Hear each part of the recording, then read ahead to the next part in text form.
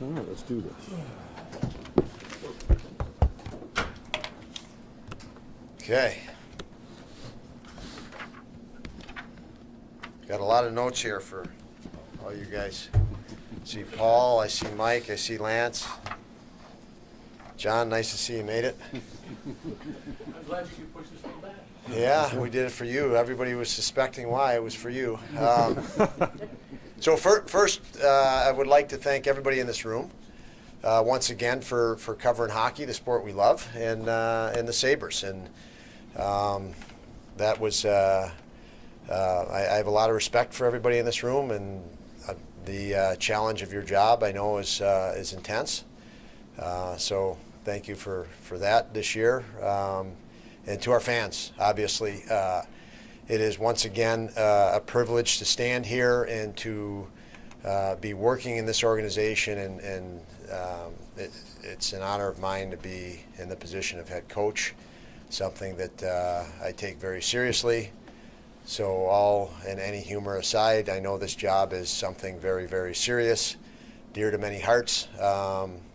And when you come to work every day or you go to bed every night, it's on my mind and a priority every day to do the best and prepare the best that I can for the job that I've been tasked. And I know I say that, and I know our players take that serious. We talk about that quite a bit, and it's a feeling now. We come to work for the Sabres and for the community of Buffalo, and love doing it. So thank you again to everybody that does follow us. Don, kind of along those lines, obviously looking at the standings this year and the progress from last season to this one, that's evident. But in listening to the players over the weekend, largely talking about how the expectation is now to be in the playoffs year after year moving forward. Is that something you agree with? Why not? I mean, why wouldn't you? We had to build and restore belief. And I think back my conversations to this room and to our fans over the course of the last 2 years. The belief wasn't real strong, and we didn't have enough clarity with what our own identity was, with what we could do, and for me, that was a big focus for me, was to build an identity to have our guys feel with clarity what that identity is, what they could do individually and score and become contributing NHL players, to feel that power, and then to keep that progressing the right way, just keep progressing to the point where I believe, and I think about the start of the season, and I think of how our players felt. They had hindsight from the previous year, and they believed they have a chance to get into the playoffs this year. And that was a belief. They went through a lot of ups and downs as a group. We did as a team. And in the middle of that belief, I think there's hope. Maybe we could make the playoffs. We believe we can make it. We hope we can. Then there was doubt. Then there was fear, and we talk about being fearless. When you look at, I thought that winning the last 2 games was a huge thing for me as a coach, because I needed and we wanted these guys to see how close they are and were, and through their effort and work, so that belief would become conviction. And so the long to your question is, they have conviction. They know that they have enough, that they should have that as the target to make playoffs and to be successful in that. I'm not going to sit here and make predictions. That's not how this works. That's for somebody else. We have to keep our nose to the grindstone and work and stay in the moment, because when we got out of the moment and we got too far ahead of ourselves this year, that was some of the worst stretches. So I think there's an absolute conviction by that group. I think you heard it when you spoke with players at the end of the year, that they're comfortable saying that. Last year, I don't think they were comfortable saying that. Now they have the hindsight that they gained this year, which was crucial for that to be more of a conviction than just a belief. Now, when you speak to your players over the weekend, each and every player you speak to, do you talk a lot about this past season, or do you talk more, now we're moving forward, this is what you need to do, and we're moving forward? Or do you say much about this past season, or is it more future? It's stay in the moment. So they're getting ready for an off season, and speak a little bit about that and their preparation for next year, ways they can continue to become better as a player, and their focus from now to training camp. Really, in training camp, we'll dial back in as a group. So stay very much in the moment. I'm not much about jumping to the past. I'm not too much jumping too far ahead. You can't control either. You can learn from the past. I think we did discuss that, the value of what the season was from the standpoint of how has it made us better or stronger. But the purpose is, telling us, okay, what do we need to do right now in preparation for moving this thing forward and continuing progress. Don, for all the strides that this team made, and I get the need to learn how to be in a playoff race and the experiences that can benefit from that, isn't there still a certain degree of sense of this season being a lost opportunity, given how close this team came to, forget ending the drought, but actually achieving what should have been an objective this year of making the playoffs? Tell me your question again. You had a lot in there. You had objectives for and all the strides you made. Wasn't this season ultimately a lost opportunity? In some ways. I think you could look at anything and say anything's a lost opportunity. It's just life. The objective for us is continual growth. I said it 2 years ago. Keep getting better. It's inevitable. Better. Everybody better. Everybody better. Look at how many players got better and better and better through the course of the year. So that moved us to the point where we were right at that threshold that I've been talking about. Once you can get over the threshold, we didn't get over. We were right at it. If we're talking about the threshold being just the playoffs, we were right at it. But we weren't 16 points away. We weren't 14 points away or 10 points away. So there's an awful lot of opportunities that were seized in the process. We sat here, and I can tell you our guys, and this room was questioning me and us hard. We lost to Nashville. And numerous times it was like, that's it, playoffs are done. And I'm thinking, there's 20 games left, or there's 15 games left. But the Nashville game, I can remember it was a sequence of games that led to the Nashville game that was just a disastrous game for us psychologically. And we had failed, and our guys were starting to identify more with our vulnerabilities than our strengths, and we started to feel like failures. And the teams failed last night in the NHL playoffs. But if they feel like failures, they're not going to come back and win a series. And so we were starting to feel like failures. That was an enormous opportunity for us because we were succumbing to pressure and outside influence. And we had to dig within ourselves, jump back. I think our next game might have been Jersey, I believe, at home. And we hadn't played well at home, and we had to deal with that fact. It's a fact. We didn't play well at home. It's a fact. We just failed out there. But that's an opportunity, John. It's an opportunity to become better as a team. It's an opportunity to face adversity. So we seized an awful lot of opportunities. We had to play games with our back completely to the wall down the stretch. That's an opportunity, a huge opportunity to play pressure games. And you win it. You come back, you win it. You win in a shootout in Madison Square Garden. I think we won in a shootout against Carolina, did we not, or overtime? Come back from that. So it presented so many opportunities that you could dwell on the opportunity you bring up. So I don't think this. It's all a matter of perspective. Is it fail or success? It's all a matter of perspective. Right. The bottom line is one team is 31 are gonna fail. One's gonna win the cup. With all due respect, though, you said you can't project. You're not going to make any guesses on what happens next season, and yet you did just talk about the jumps the team has made.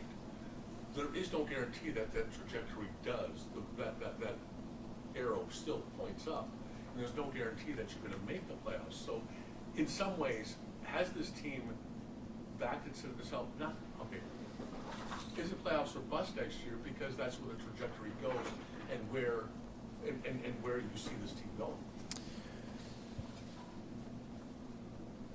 the playoffs are bust. This team is set up, and you see the youth in this team is set up for it's not bust next year, John. It's set up for year after year. The decisions that we've made and Kevin's made are to build the stability that wasn't built here.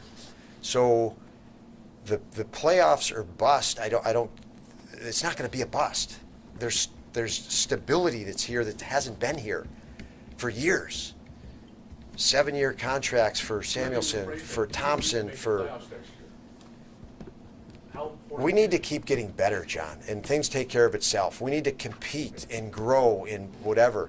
And do I have confidence that the results will be playoffs? Yeah. You know, there was teams with 500-man games of injuries. There's unknowns. Our conference is still pretty damn good.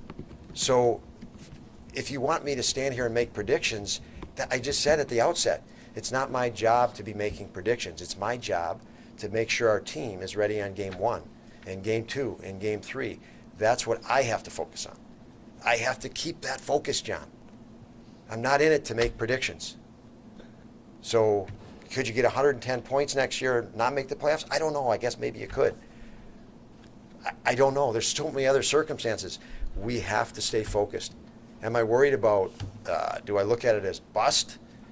No. Why would I worry about like those negative terms? Just play, intense, compete.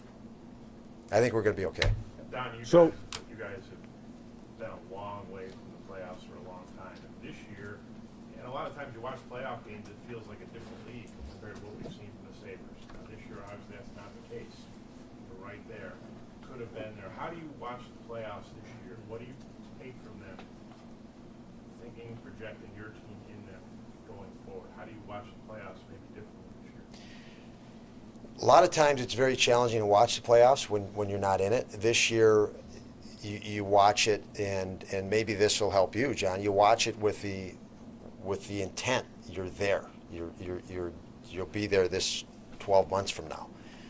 And I think we're in a position where it's appropriate to do that. And so you're visualizing your team and again, we're as young as we are, so you're visualizing, okay, the 82 games next year, if it's an entry into the playoffs, what can you be working on situationally that's going to help you? And that's why I say facing the back to the wall, the do or die elimination games, the number of elimination games we faced down the stretch is exactly the feel in playoffs. And it's even more so. It's a game 7 over and over down the stretch for us this year. And we use that as a coach and coaches, knowing that this is the feeling you're going to have in playoff series. So, that gave us greater opportunity. The pressure, the fear of failure this year, self-doubt, that gave us opportunity to coach and put in front of them scenarios that they're going to have and see and feel when we do get into the playoffs. So watching them this year, yes, you're watching them from a different light, knowing that we're as close as we are, and that if all works out, we should be preparing for that. So Don, maybe situation was unorthodox this year, but I think a big piece of that was Craig. The limitations, playing once a week. But going into next season as a head coach, would you like to really have that one guy that you can really trust to be the number one instead of more of a rotation? And the second part of my question would be, where do you see Lucan at this point? Didn't play, barely played at the end of the year. Didn't even back up the last 2 games of the season. Just speaking to the other day, it seemed like he was pretty down where he stands at the moment. Yeah, I don't know if he would have been down. I think he might not have known what to say to you. I mean, it's a difficult position to go and try to. I don't know how the question was asked, but I would say Upi, what a great year for Upi, unbelievable year, and you know, when he came up, he struggled when he came up. He started the year down. We felt we wanted to get him games. I mentioned quite a bit. When you become an NHL goalie or a number one NHL goalie, it's win or the critique of you is so intense. You have to focus on just winning, and meaning you don't get to focus on your development anymore. So it's you may stop progressing and just be in survival mode.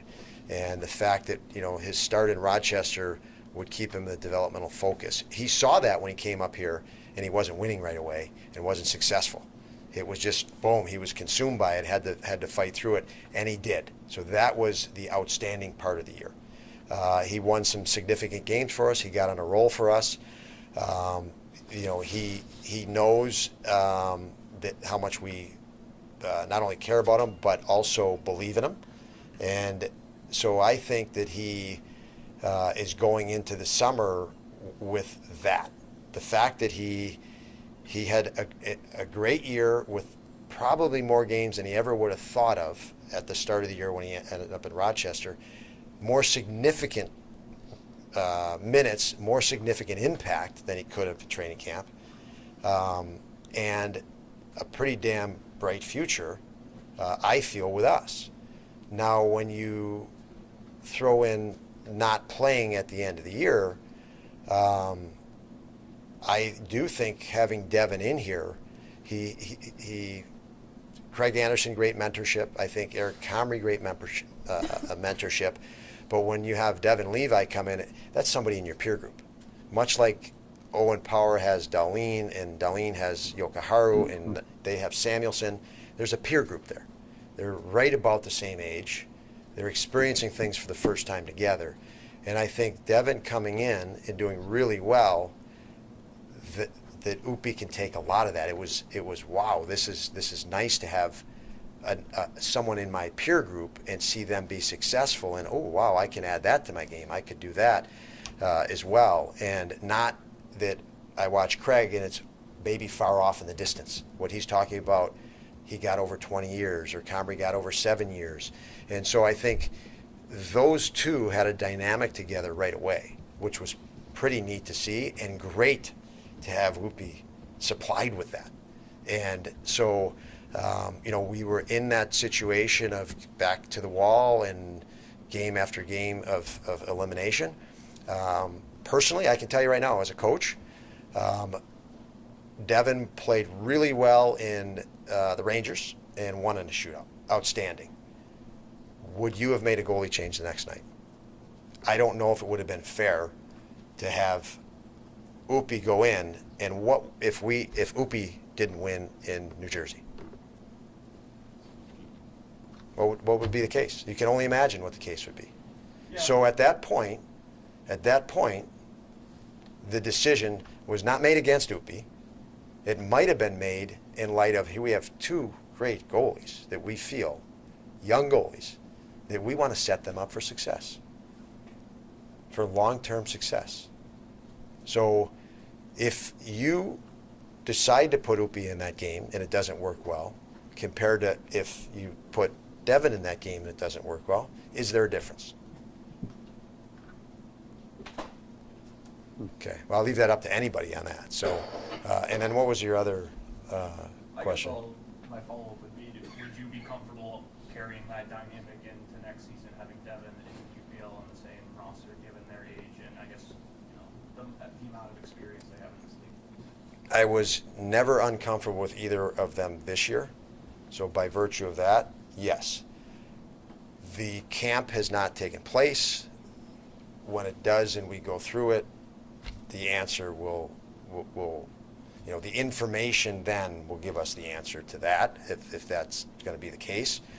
But if you're asking me about comfort, those two guys I'm very comfortable with, because they're talented guys that are very dialed in and come to the rink and improve every day. They improve from the experience they're given and what's put in front of them. So would be very comfortable if that's the case. But you know, obviously you have a camp and you have the off season and things that need to go accordingly before a decision on that would be made. So, Don, within that, what you saw from Devin in his limited exposure to the NHL this year, and he can obviously take that into the offseason, given where his experience is at in his youth, and obviously you want to see training camp and all those things, but at this point, what sense do you have, or how would you gauge his ability to carry an NHL workload moving forward? Well, I mean, you had a college schedule where you played Friday, Saturday, back-to-back. He played back-to-back every weekend. But he didn't play, 3 and 4 nights or 3 and 5 nights or 5 and 8 nights, things like that. And I thought he did great with it. I thought he did very well with it. He's extremely intense in his preparation and his recovery. And you could even look at his meditation and focus at TV timeouts.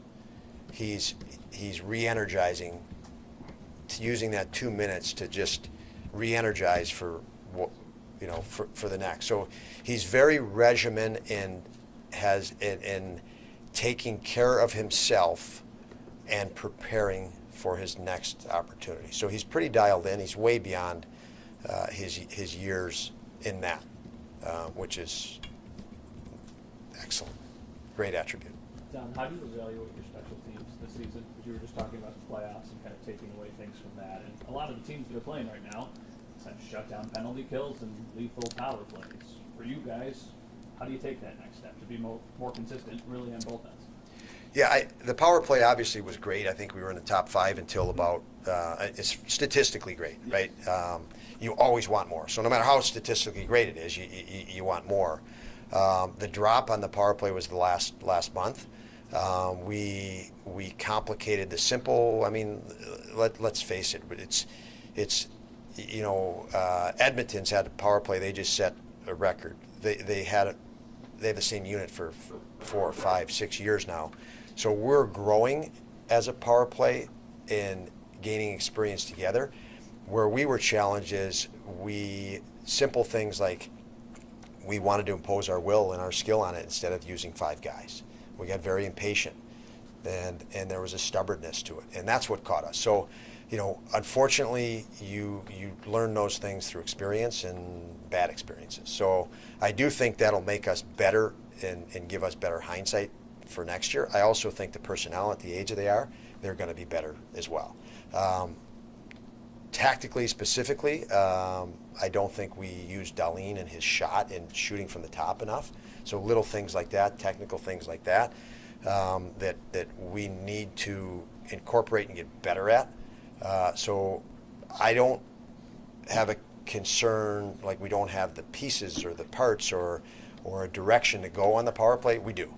The penalty kill is an interesting one in the sense when you don't gain confidence right away on the penalty kill, you fear getting scored on, and when you fear getting scored on, the hesitation just advantage power play. And we saw a lot of that in progression. It did get better in that regard later in the year, more confidence as guys like Tuck and Quinn and guys that weren't on the penalty kill at the start of the year started to get better and better. I thought Cousins got better. But you still have that unfortunate thing where in the back of your head we haven't had good numbers on this, and you still have that hesitation. And so we need a good start on that next year. We need to get the mentality on that to a situation where we're more confident. But as coaches, we have a lot to take from this year to target to help that correction next year. So I am confident that we can. I know that'll be better, and I'm confident we can move that up percentage-wise based on taking it this year. I think it's more challenging to do that in season than at the start. Don, he scored 21. He was great goals. He seemed very happy with the growth he achieved in that part of 5-on-5. But he ended the season basically healthy scratch, very critical games. Just what's your message to him as he leaves? He said, we talked about repeat level, maybe consistency. Just what was your message to him? Well, I mean, if you could get a quick visual of the goal he scored in the last game of the year, the position he was on the ice, and he was basically in the guy's jersey in the middle of the slot. Rolled off it, and you could see all the skill he had. He turned around and bar down. But you can also say he wasn't in that position much. He's usually 10 feet over on the side. And so our challenge is for him to look at ways to get inside battle areas more for reasons of plus minus, for reasons of keeping pucks alive in the offensive zone instead of back checking. So there's some things that I think he's worked on to improve. As far as being a scratch late in the season, if you look at decisions made there, Thompson also shifted to the wing. He was playing injured or with injuries and through injuries. So we needed, in some games he left the game. So hedging that and the potential that he might have to exit a game, we absolutely needed an extra centerman in there. So that bumped a winger out. So, the centerman would be Jost, Cousins, Krebs, Middlestead at that point, and Thompson for that reason. So a little bit of circumstance from the lineup, and then obviously he was in that position, needing to play better in certain areas. I think it was when New Jersey was in town, you mentioned that they sort of identified they were in a window where they wanted to, add pieces from the outside and veterans. How close do you feel like you guys are to getting to that point where you would add to the young core that you built? Yeah, absolutely a question for Kevyn, I think. My job is to keep making these guys better and build, and obviously he speaks on the overall roster and things like that. So I know he's coming to talk to you, so I'll leave that for Kevyn. Don, back to Ugo for just a minute. Given the way the last few games did play out, do you wish the opportunity was there for him to go get some more minutes in Rochester in postseason? Because to us, he said he didn't feel like it was his place to take. Yeah, not at all. I mean, it's keep in mind, you're going to shift the mind, right? If you send him down or paper transaction him on that day, his mind is in two places, and that's not conducive to development. And like I said, there was so much development for him. And even having another peer come in like Devin is massive development for him, because now he can see what the future might be here with those two. And so, no, I think we got a lot out of Upi, and I think Upi got a lot out of having Devin in here, and vice versa. Devin got a lot out of having Upi here. I can't imagine if Upi was in Rochester at that time and Devin didn't have a peer here. So love to see those two here. Even the last game of the year, for example, I didn't mention it when Lance asked it, but Upi had a lot of games, and a lot of crucial games, and a lot of crucial moments. And even when we were considering the last game of the year, it was like, who could pull more out of this game in the form of hindsight and whatever? And obviously Devin had only played 5 or 6 games at that point, so one more game to see it in a back-to-back situation, and Upi had that this year. So we're looking at, we're maximizing and trying to maximize the whole group development. It wasn't like, oh, Upi, you can't play now. It's we're moving the whole thing along. So, I want to just abolish any negative thought with Upi when we're starting to make those decisions. It had nothing to do with that. It's moving this organization and franchise in bigger steps when there's an opportunity for a bigger step. And in those situations, that was the decisions were made that way.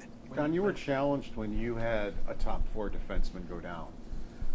Would you like to see maybe a guy come in that can help you out in a top 4 role, maybe help with the turnovers, help with some of the coverages, maybe a guy who's been around the league a little bit, help your young guys, and just give you another guy that you can use so when you get an injury or something like that, you've got somebody? Well, I can tell you, again, if we're talking about this year in those situations, would I have liked guys to have stepped up? And yes, I would have liked them to we would have liked them to step up a little bit more. I'm looking forward. Yeah, again, that's something that Kevyn will be here to talk about, and I think you should I think it's inappropriate for me. You know, he's going to be here and talk, and I think that's a question for him. He and I will obviously talk about things like that all the time, and we'll continue to talk about, you know, our lineup and those sorts of things through the summer. But as far as what our conversations are, obviously, Kevin, you know, it's not my position to be speaking on that. When it comes to this team taking the next step, Don, how much is the growth of Peterka, Quinn, and Krebs really factor into that? What you see what they can do next season with all the experience they gained this year? Yeah, when you have talent like they have, and you know, I was would lots of times a year ago think about when we have these kids coming up. I was excited to get them in this position where they could gain experience, and I think it's significant and huge. I am very excited at how much they're going to improve right now till the start of next year, and we've seen it. I know it sounds ridiculous, but it's about the closest thing to fact. You watch these guys; they have hindsight of an 82-game season. So every day they train and they go to bed at night and they think about about hockey and the NHL. They have hindsight now, and they're out of the fire. They're out of the intensity of it. They can breathe a little bit and step back. And at that age group, physically, we've seen it with Dylan Cousins and Darlene, and it's amazing how much they can grow through the summer, their early years of their career. So, you know, I expect them to come back bigger, stronger, better, and very excited for that. Don, go ahead. What did work for so many guys to have career seasons this year, and how do you keep that from dipping? And also, how do you turn all of that development into some more wins next year? Well, it turned into more wins this year, so that's part of it. It always turns into more wins. Any system you run is going to run better with skill. Just look at Stanley Cup winning coaches. They win a cup with a system. They don't change their system. Then they don't win a cup. And they don't win a cup again. And they don't win a cup again. And they run the same system. So the difference is any system you want to run is going to run better with skill. And I think we all know our unrelenting focus is on making these guys better. The beauty of the sport of hockey is you can always become better. That's one thing so when, any guy that had a career year that you're talking about, when they walk in the building, we're trying to make him better. I know that, we had Alex Tuck in a trade, and I said, I know this player and him as a person.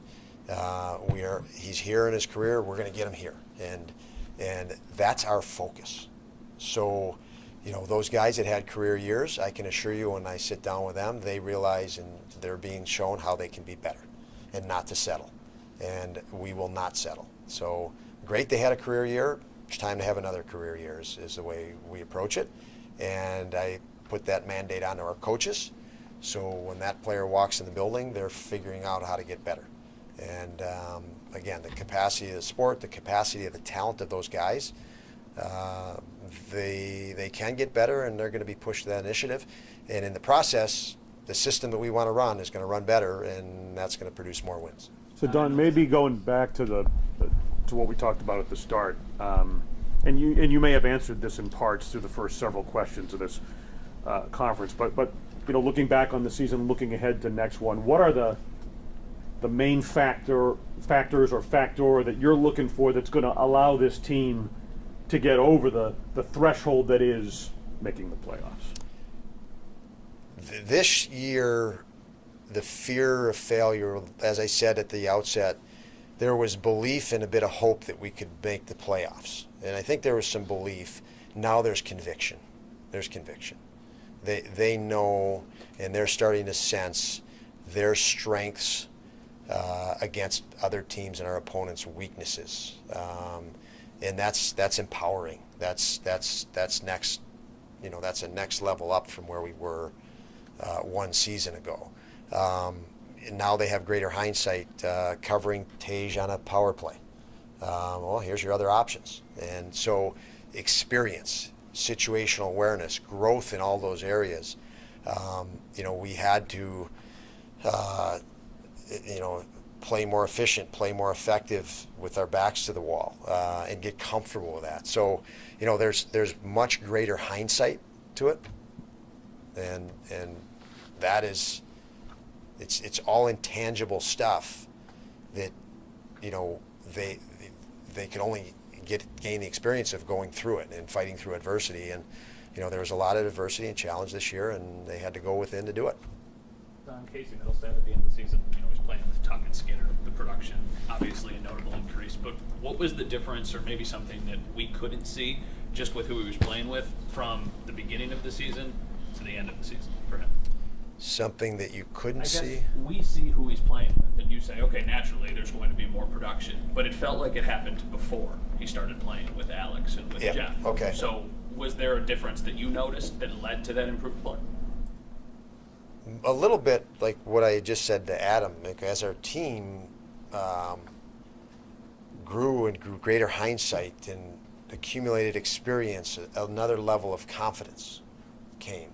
And with Casey, I think there was a lot of internal pressure and wait and see for him, because he had an injury-plagued year the season before. And to his credit, he made it through all 80. He's the only player for us to play all 82 games.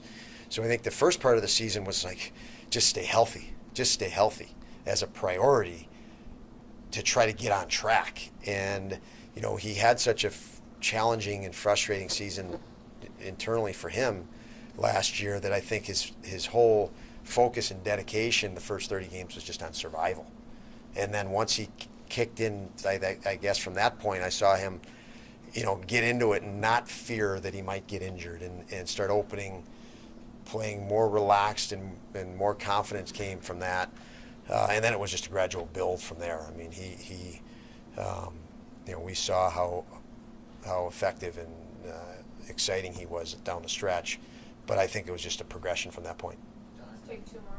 Dylan said, you basically said in the end of the season meeting that there's more from him. Just what went into his career season, in your opinion, and what is more from him, I guess? Yeah, just continual focus on progress for him. He's very determined to get better and better, and you put things in front of him, and he internalizes it, and he's still young. He has incredible attributes of speed and quickness that he's still not using quite efficiently as he can and will.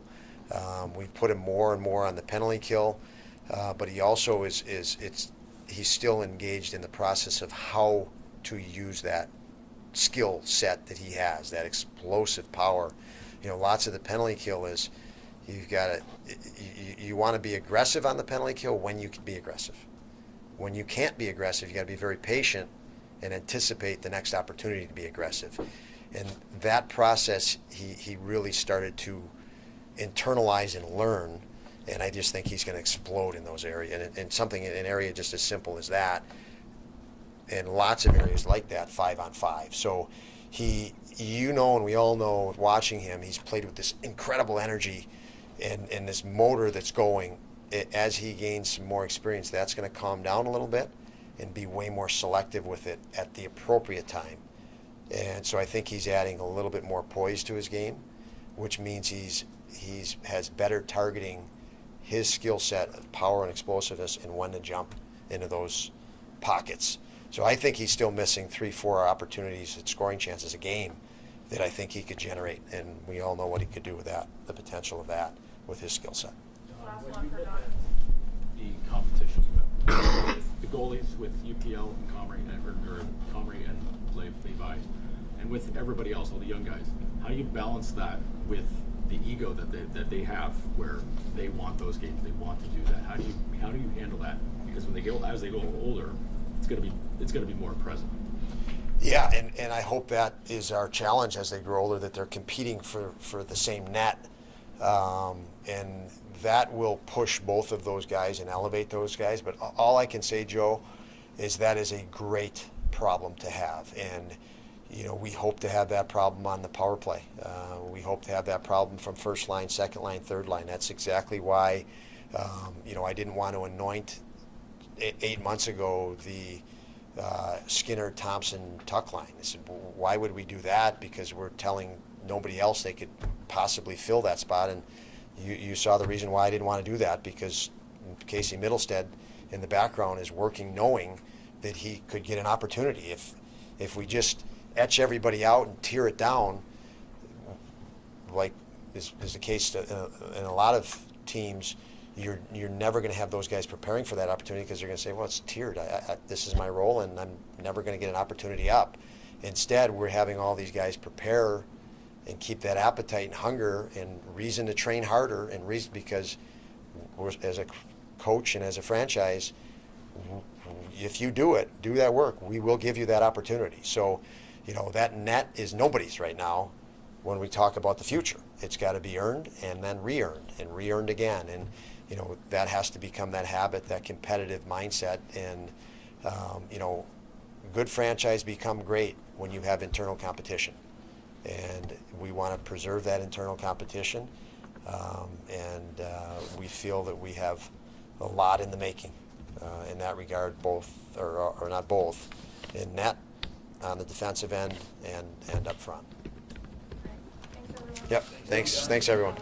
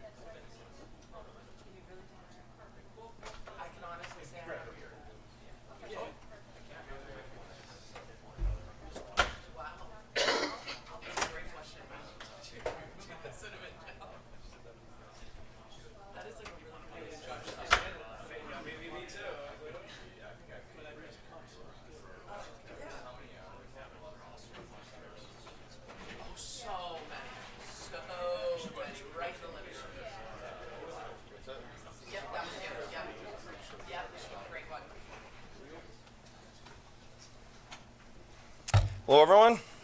Morning. How we doing? Fire away.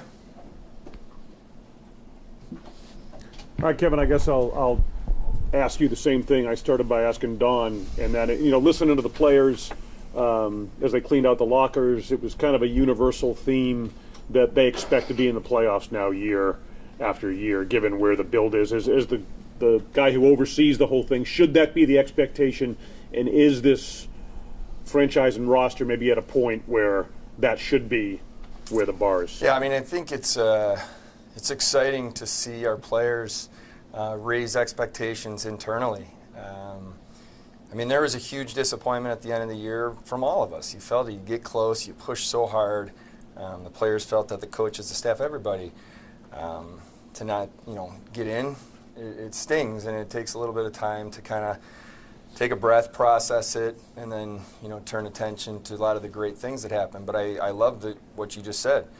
Absolutely, we want our players having, high expectations and believing that's what you get up every day working towards. So, look, nothing external, whether it's from media, fans, will ever be more than what we internally expect of ourselves. And the challenges that we put on each other to raise our standards and to be better, and that's the way it should be.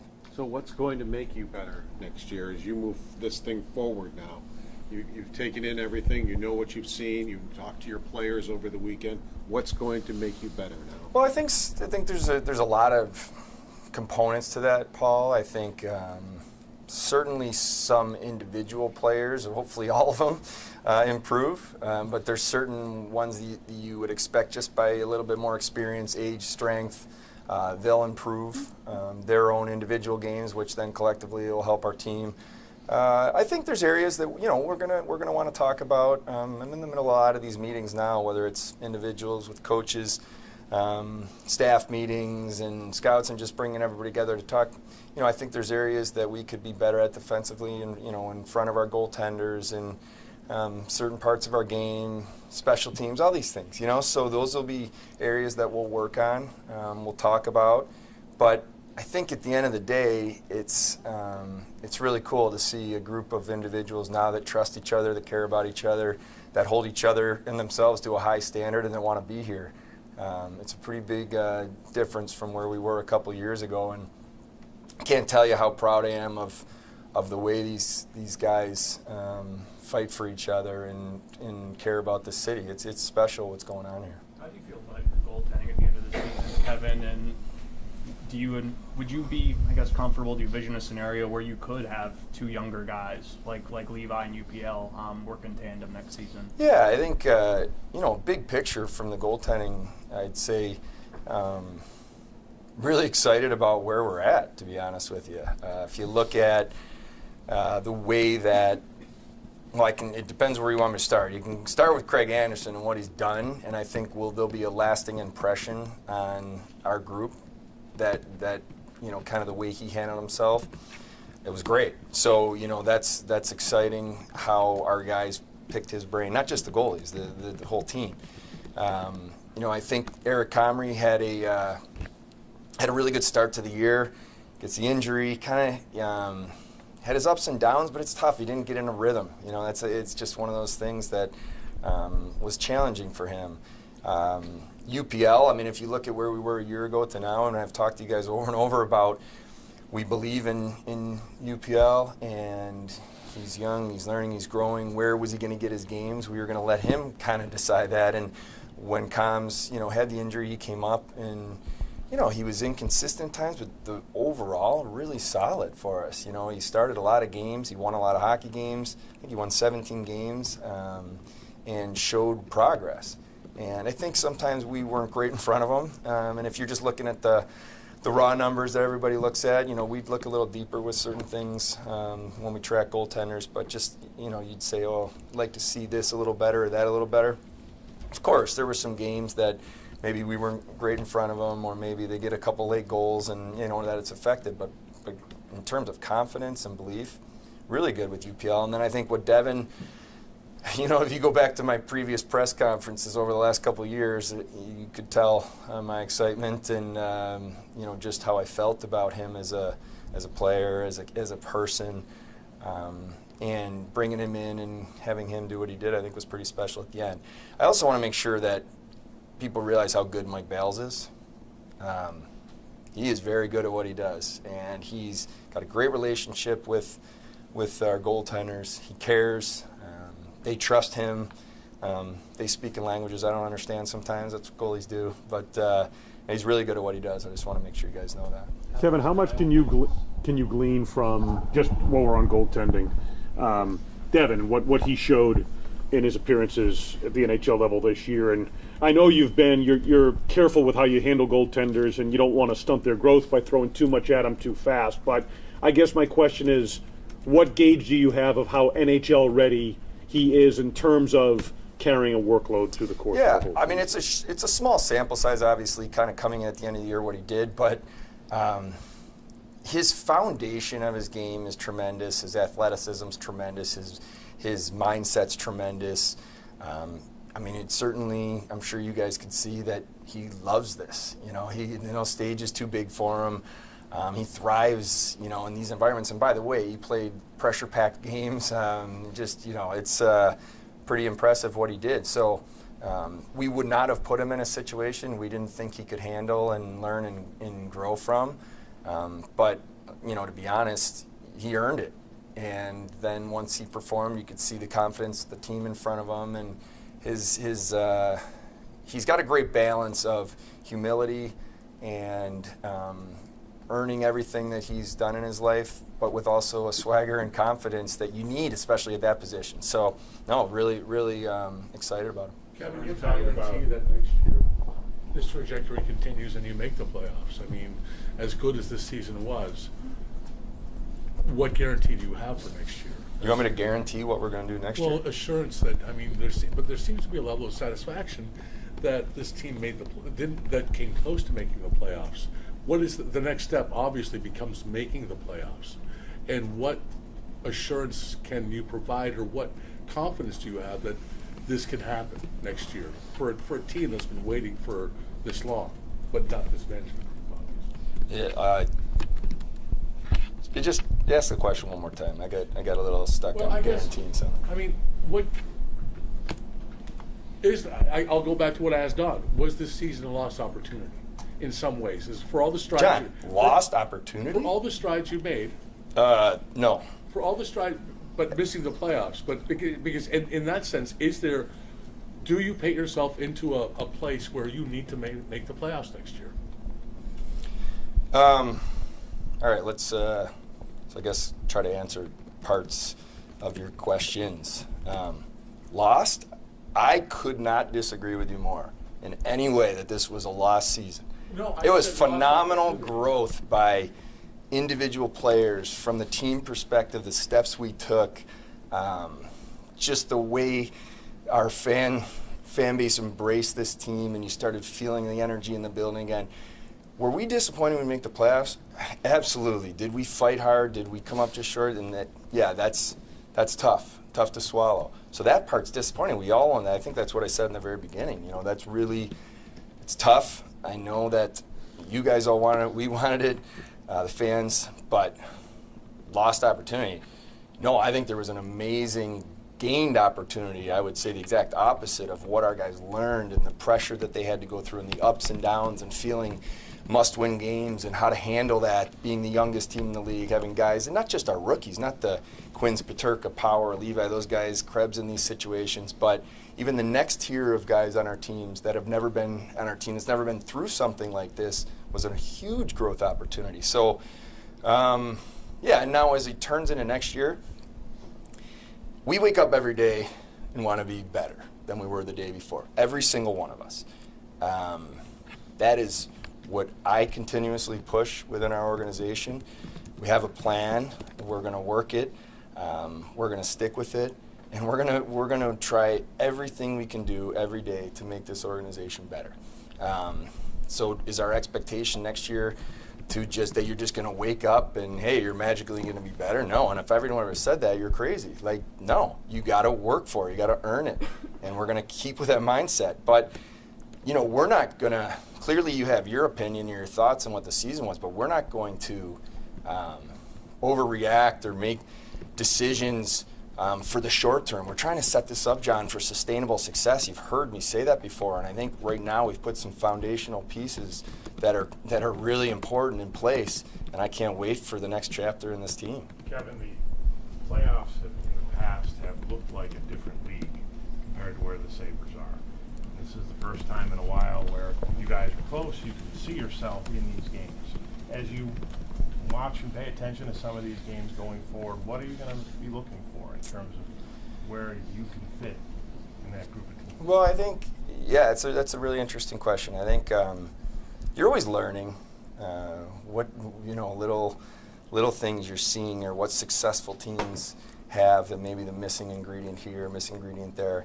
You know, I think the natural thing you always wonder if you're not in the playoffs is, you know, how are our guys react in a certain situation, or you're on the road and, you know, 20,000 people are against you and blah, blah, blah. Like, that stuff's, you're going to feel that as we get there. But it's competitiveness, you know, it's making sure that our guys are ready because playoffs, it just goes up a notch, you know. So that's the stuff you look for. But I have no concern based on what I saw down the stretch that our guys won't be able to elevate and won't be able to thrive in the big moments, because it's what you play for. We got a bunch of young guys that love playing the game.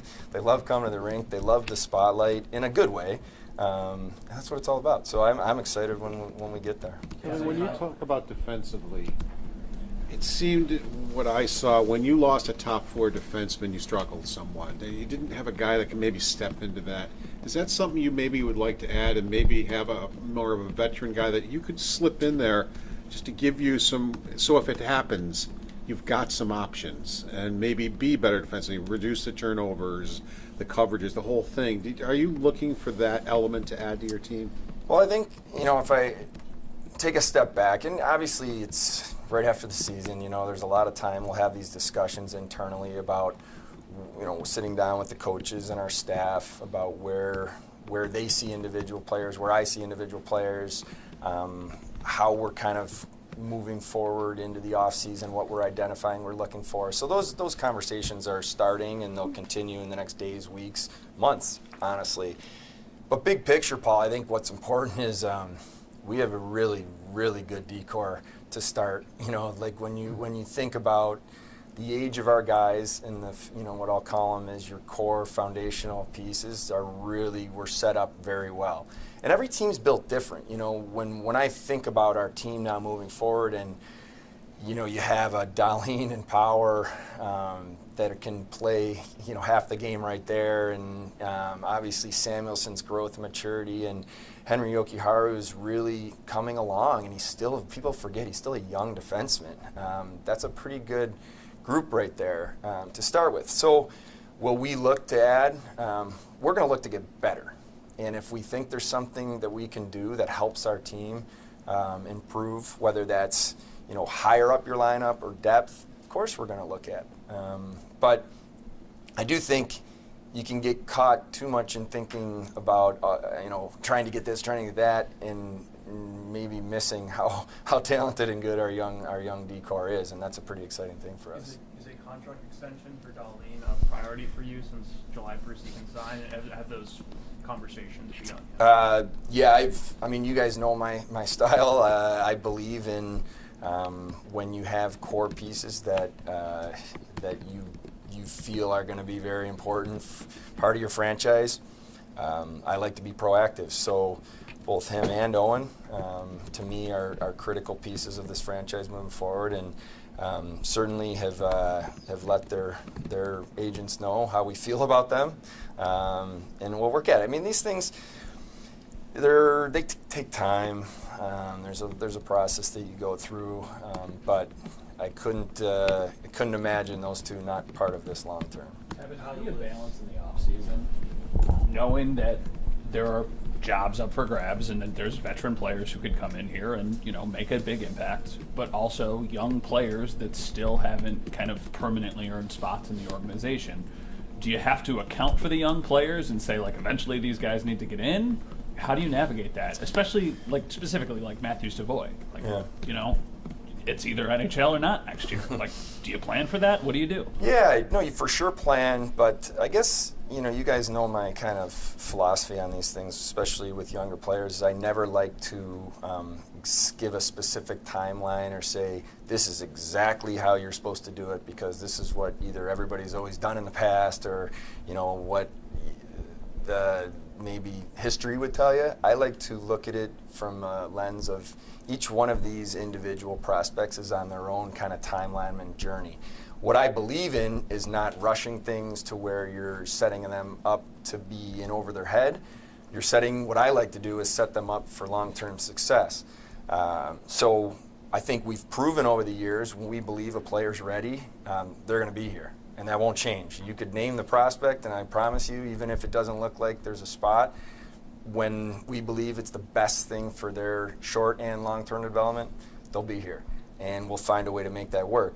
I'm also very lucky because we have coaching staff that respects that and really enjoys working with younger players, and I can promise you that's not always the way it is. I think Donnie and the coaching staff have done an amazing job of really being able to focus on today and how do we get better, but actually take a step back and look at the long game for our young players and say, what do we need to do to help them become better, you know, over the course of a season? And I'll give you an example of, you know, we pulled young player out here, there the lineup for a game, and it wasn't a punishment. It was actually sometimes a catch your breath, you know, take it all in, and let's see how you take in the information that the coaches are giving you into the next game. And I think our coaching staff's done an amazing job of that. So they love young players and they love talented players is what I probably should say. And that's what we want to fill this organization with, talented, competitive players that want to be here. So with Savoy is... Go ahead. You've asked a couple. As far as the future of Kyle and Zemgus, Kyle said he wants to take some time. I guess, do you want them back? And do you expect Kyle to play again? Yeah, of course. Want them back. I mean, they're both really good. I mean, let me start with just people. They are as respected and as good of people as you'll find in the game. And they complement each other well. You know, Zemgus is I would call a quiet leader, goes about his business, but cares about his teammates, and the teammates care about him, and he's literally the same every game. You know, there's very, very little drop-off or ups and downs with him. So, you know, certainly want to have the conversations with him at the right time. You know, I talked to him after the season and said, take a little time to catch your breath and, you know, be in touch, and we'll talk. You know, we'll see. It has to make sense for both sides, but in terms of what his value as this team has been great. Kyle, I think I can't say enough good things about him as a person. What he's done in that locker room, the way he carries the message from Donnie and the coaching staff through to the team, his selflessness to be able to mentor and bring along players. I see it over and over again, day after day after day. Players, they're down, they're whatever's going on in their life, you know, they're talking to him, and I just think we're lucky to have him. So for sure, want to be respectful to him. Want him to go through the process that he needs to go through when you come off of a grueling season, and spend his time with Danielle and the kids and kind of, you know, catch his breath. And I just told him, you know, at the right time we'll talk and we'll see where we go. But I just, he's a really good captain for us. After a full season in the American Hockey League, where's Kulik at now? Do you see him more NHL ready now? Has he developed this year into a place where he is NHL ready? Huge steps. You know, I think what's remarkable about his season is to do it at the age he's doing it. You know, first of all, it's very rare for a player that age to even play in that league because of the rules and how it all works. But it's a grind in the American Hockey League, and it's physical, and there's no easy ice out there, and you have to earn your offense. And so what we saw in him was a maturing part of his game, where he started figuring out how he had to play to have offense. Kind of reminds me a little bit of what J.J. Peterka went through last year, where once the details of his game started to get better, and even in his own zone, he had the puck more. But he's also played a lot of center there this year, which is a great sign for us. So, I think he's one of these guys that we know has a really bright future for us. I'm not going to timeline it because I think he's still learning and growing, and I'll kind of say what I said before. If we think it's right and it's the best thing for him, we'll make sure that we have a spot. But I also think that there's a lot still that he's learning, and as he comes along. Kevyn, any update on that? We've had conversations since his college season has ended. It's kind of, I guess the best way to say it is they know kind of where we're at, how we feel about him, and we think he's a good prospect. And now it's just kind of in his court, and we're waiting. Yeah, we've seen Kisakov have a nice first season in Rochester. Is there any possibility that any of the other Russian players, whether it's Noichev or Novikov or Poltapov, come over next season? I don't know what their contract's that. Yeah, Poltapov still has a contract, so no on him. We think highly of these prospects, and we track them very closely. And I do want to say our development staff has done a really nice job with these guys in terms of communication, the limited ways you're able to, especially with Ruslan, our scout, as a translator at times, just making sure they understand what we're all about here in the organization. And the development staff and Jason Kermanos, I give a lot of credit to just for kind of staying engaged there.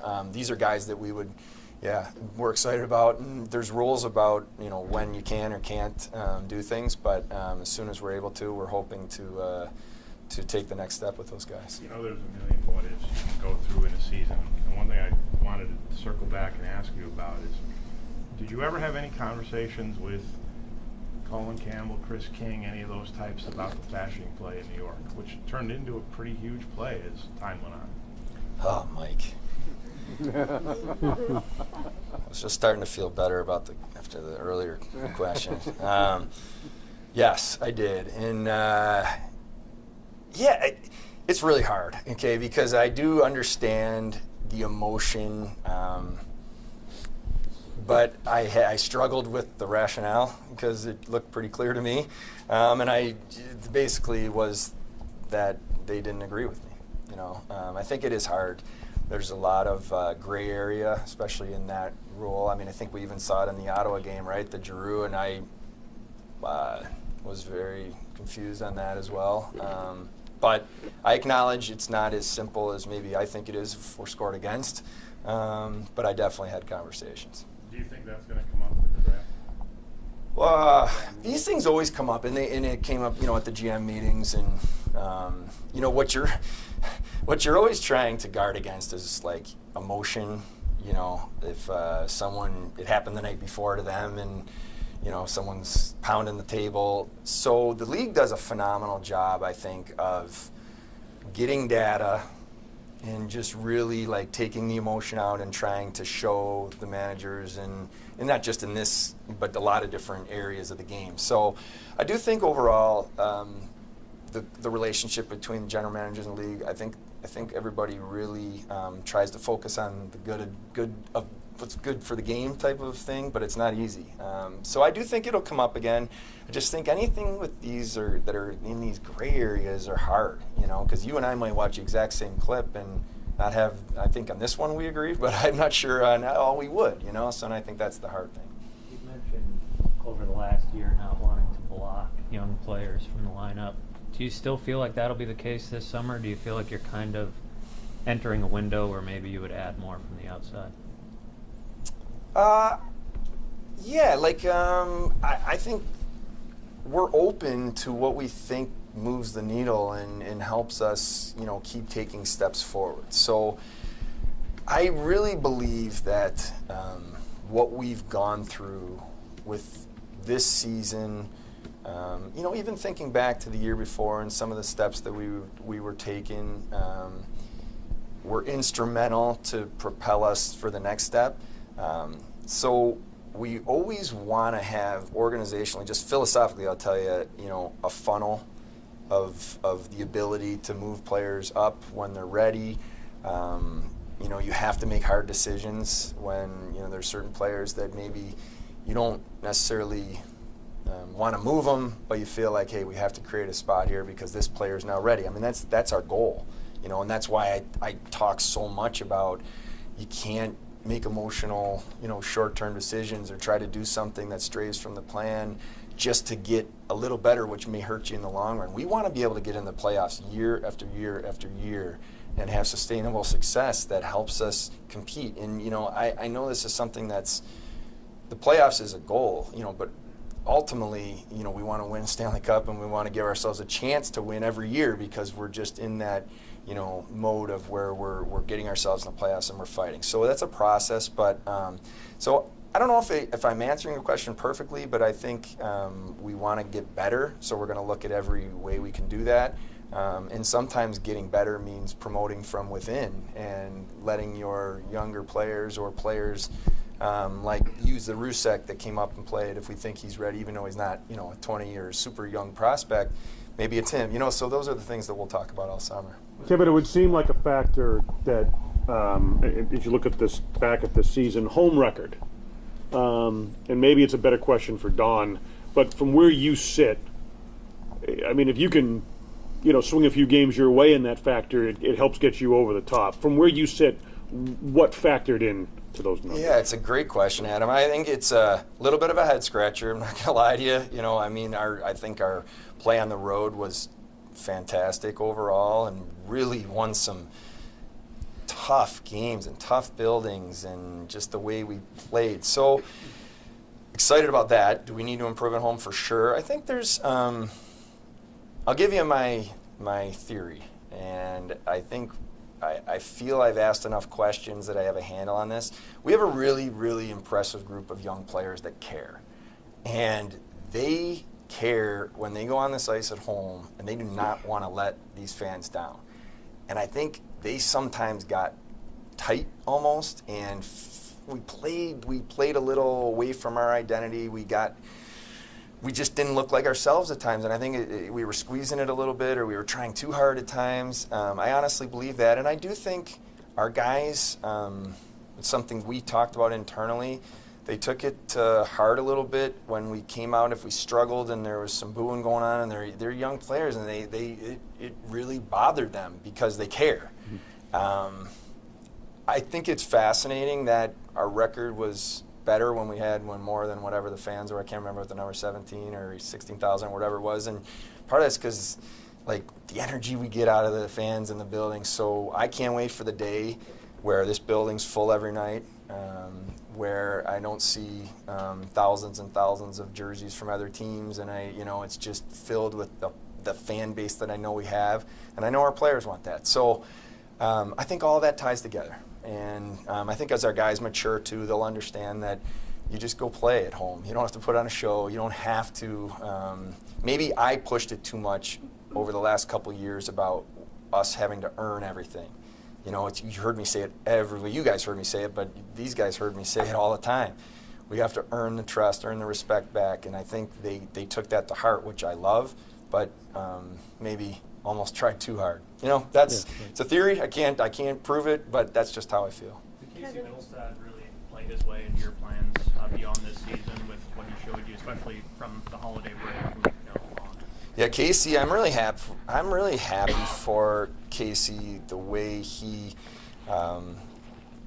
it was a tough year last year for him, and just kind of finding his way back this year with his health, and you could see early in the year that he was a little bit what I just talked about. He was trying so hard almost, and then as he kind of let go, and just you could see his talent, and you could see his compete, and he brings an element to our forward group that's a little unique and different. I think he has a phenomenal ability to extend possession. He's really good on the wall. He's slippery in tight areas, and and he's got great vision. I think he can play wing or center. You know, I even asked him in the exit meetings if you had to play one. He's like, I don't care. You know, he's completely comfortable at either, and he can play with anyone. So, yeah, he's become a really important player for us, and I couldn't be more excited for him because he's put the work in. I know you're going to certainly give Savoy every opportunity in training camp, but it's so interesting. The decision you have to make is complicated by the rules, of course.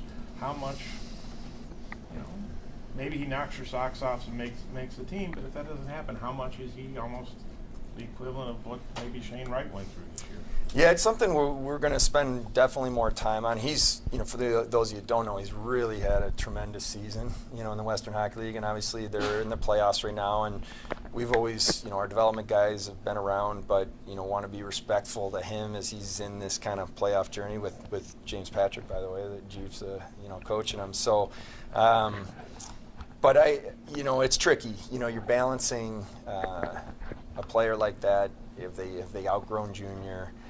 Is the NHL too much for him? You know, where do you go? But it's something we'll talk about this summer a little bit. The Shane Wright was interesting the way it played, where he got his feet wet a little bit. Then, you know, he was able to get to the American League on a conditioning for a couple weeks, and then he was able to get to World Juniors, and all of a sudden now he went back to junior in January, so or around then. So it is an interesting thing. I think at the end of the day, we'll do whatever we believe is in the best interest of him, kind of, you know, balancing all the stuff I just said. So, but he's a good prospect. We're excited about him. What's your evaluation of where you guys stand from a salary cap standpoint? Obviously, a lot of teams would kill to have the flexibility that you have, but you also alluded to Darlene and Power and, you know, potential there. Do you feel like you still have a lot of flexibility, or is it now making sure that you can lock up core guys and really have this thing set up for the future? Yeah, I think that's the tricky thing with cap space. And when you look, you know, the last 2 years we've been intentional with how we were doing things in terms of building our roster and making sure that, you know, we were developing players, and, you know, so all of this has been our plan.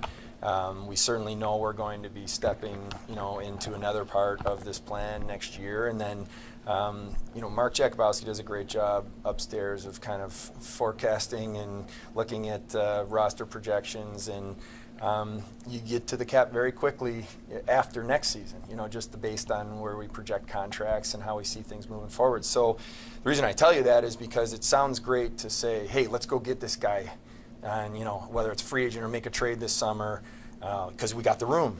Well, you know, we might have the room this year, but now quickly you maybe have squeezed someone else out or whatever it is. So we're always looking at ways to improve, but we want to be mindful of the group we have, and I truly do believe that when you have a core, you want to reward your own core, and you want to draft, develop, you know, and then retain. And I think if that's a philosophy, kind of, you know, a pillar of ours that we're going to stick with. Doesn't mean we won't look outside and try to make our team better, but that is something we think a lot about. When you look at Rasmus Dahlin's season, I mean, he obviously hit another level after last year. Just what allowed him, in your opinion, to reach another level?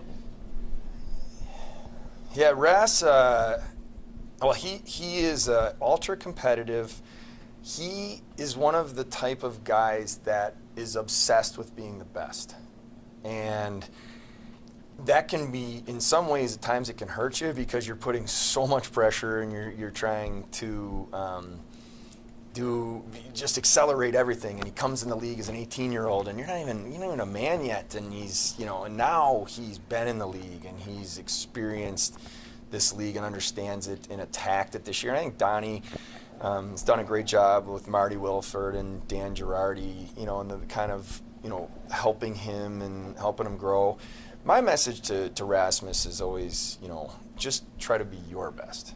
Get up every day and be the best version of yourself and be who you are, and you're going to be great, which he is. You know, I mean, I know I'm biased, but I look at him as one of the top in the world at what he does. And he's just taking huge steps, and I couldn't be more proud of him, but I also know how much work he's put into this, and I still think he's going to get better. You know, you hear me say that a lot, but he's another player that I believe will keep getting better. Kevin, I know you touched on it a little bit earlier, but, you know, looking at this past season and the growth and the steps that you guys have taken, how do you feel like that's a testament to your emphasis and your focus on, you know, investing in the long-term success or sustainable success? Yeah, I think like it's really hard in this business to make predictions or say, hey, this is going to happen. But when you really dig deep, in, especially around the draft, and you get to know the people, or even a young player that we trade for, like a Devin, you have certain belief based on what you've seen and the work they've done, that if they are put in the right setting, they can thrive. And that's where I go back to kind of what I alluded to earlier with the coaching staff and how great of a job they've done propping these guys up and setting them up for success. But it's really important. You know, this league's hard. And my style is that we're all in this together. There's no walls. There's no separation depending on, everybody talks to everybody.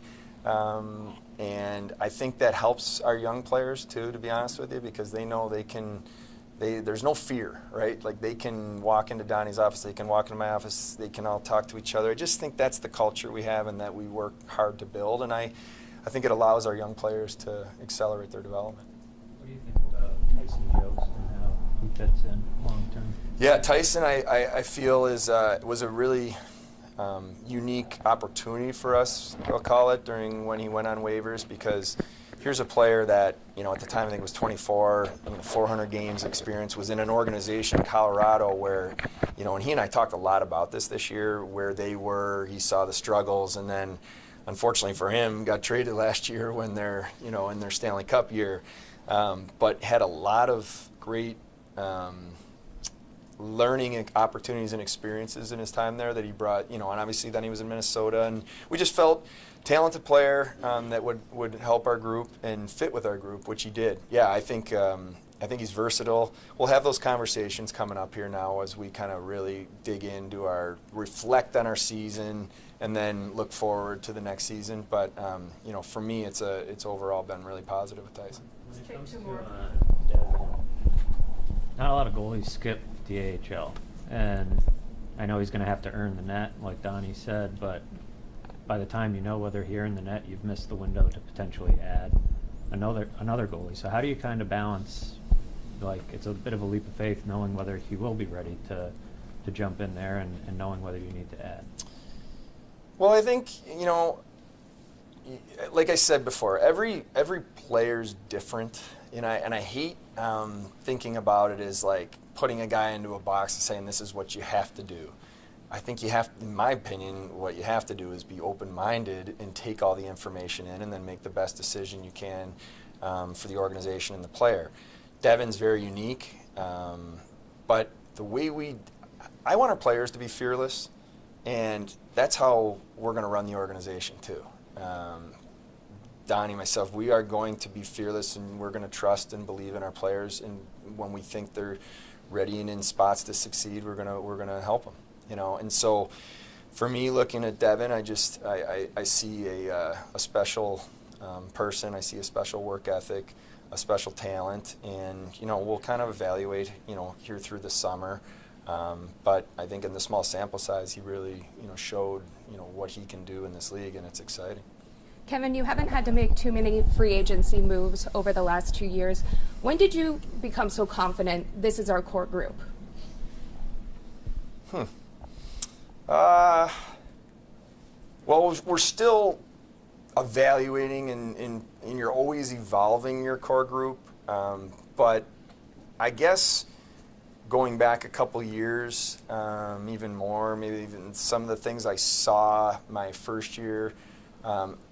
I'll give you a quick story. I don't know if you guys remember it, but the exit meetings, you know, a few years ago now, were kind of split. The older guys, it was tough. Those were some tough meetings, and ended up where we made some big decisions for the franchise. But I think you probably also remember that I came out of that being energized, because I saw, you know, Dylan Cousins and Rasmus Dahlin, and, you know, start to name these guys. I saw the look in their eye and the hunger, and so you're always learning and evaluating.